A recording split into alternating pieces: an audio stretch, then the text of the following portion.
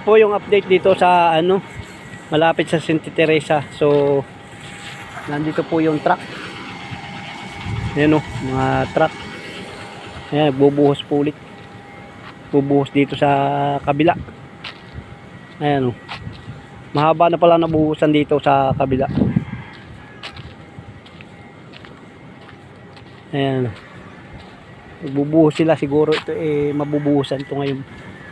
Lahat.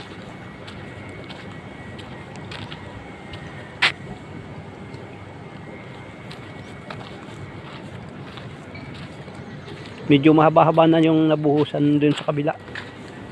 Nandun yung backhoe. Ayan. Yung mga motor.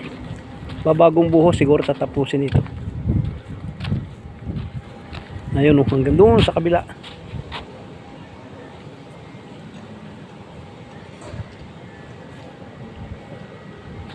Bubuhusan. Medyo mahaba-haba na yata yung nabuhusan doon. Ayan. Siguro ito ay bubuhusan ngayon maghapon. Bubuhusan ito maghapon ngayon. Bubuhusan daw ito ngayon.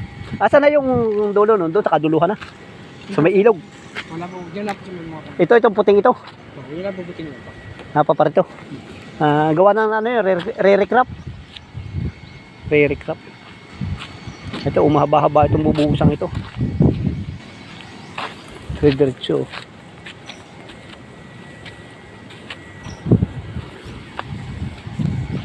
Dito na po ang mga truck.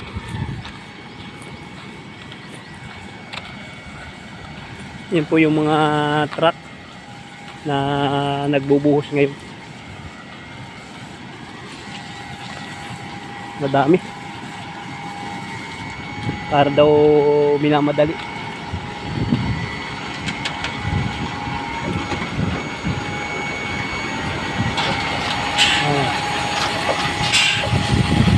Yung mga truck bubuhos ngayon.